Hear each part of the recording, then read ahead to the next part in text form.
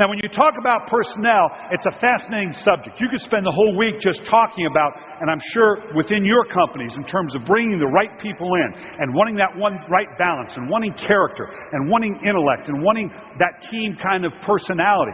I always looked at personnel, I go back to the adage of the bacon and egg breakfast. See, in a bacon and egg breakfast, the chicken's involved, the pig is committed. I always got to wait for that a little bit. Think about that now, right?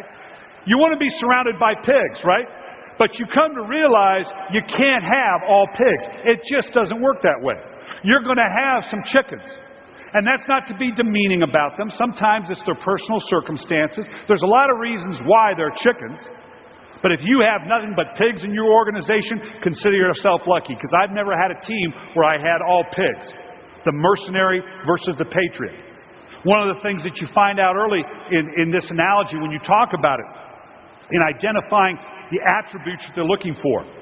There was a fabulous book, Good to Great, written by Dr. Collins down the way at Stanford. I was 3 years at Stanford and had an incredible opportunity to interact with some people. And what's the first tenet in his book, Good to Great?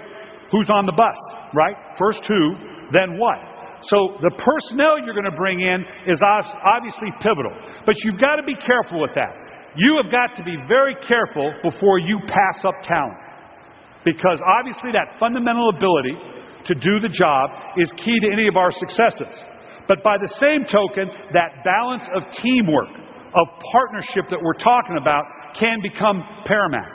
Everybody here right now has somebody in your organization that as I start describing it's going to come to mind, a man or a woman, incredibly competent, charismatic, maybe a salesman, maybe an administrator, has just an aura about them, is an incredible producer, but they're a jackass, right? T.O. Chad Ochocinco, who still to this day doesn't know that doesn't mean 85, okay? So when you add, the question becomes, in a talent-driven industry, yours just like mine, where is that dividing line in terms of who I bring into this organization? It's fascinating. I just got done with the draft up in New York. I had done the combine in Indianapolis. You guys have been to a job fair. Well, Indianapolis is the biggest job fair in the National Football League. We bring in 300 of the top athletes. You put them through every imaginable workout you can fathom. And then each team has 60 individuals that you get to sit with for 15 minutes to try to look into this man's soul and decide, do I want him to be a part of my company? Am I really ready to turn around, give him somewhere between maybe $20 and $50 million guaranteed to come be a team member on my team?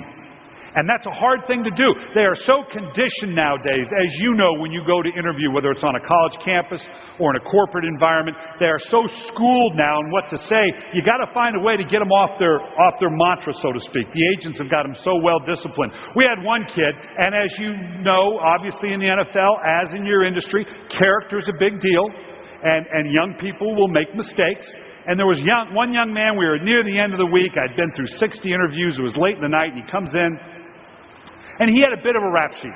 Nothing really serious, but enough to say, this guy's got some judgment issues. So I got to cut to the heart of it. He sat down and said, look, I'm tired, you're tired, I'm going to cut to the chase. I'm looking at your rap sheet right now. Are you stupid or just a thug? And he paused and he goes, are those my only choices? So I knew right away he wasn't stupid. So that character obviously is going to be a key component. And I've long said in the National Football League, character is not a matter of morals or ethics. It's an economic question. Because the judgments you're going to make, you saw it last week in the draft, guys that your coaches would jump up on that pedestal and say, no, we want high character, so we're not going to take him in the first round. But if he's there in the third round, you're darn right I'll take him, right? Because it's less of a cost. Well, is the character important? Is it important or not? And it's a hard thing to judge because in our draft board in Baltimore, we had a saying up above the board that we always wanted to remind ourselves. Those that won't are no better than those that can't. Think about that. You don't want to pass up talent. But at some point, you have to make sure that that talent meshes in the partnership that we've been talking about all day. And there's going to be a priority as to whether are they going to be part of that partnership, or possibly Are they that individually talented that you feel like you can absorb them, and you want to be careful with that? We would do that constantly in Baltimore. No matter what the guy's background was, no matter what his history, you know what, Ed Reed, Ray Lewis, they'll take care of him. They'll show them how we do things around here. Be very careful when you ask that of your other employees, to absorb that kind of brutality, that kind of beating from someone that talented, that gifted, but isn't a team player. It's that balance that you've got to be careful what you're asking of your organization in terms of that individual.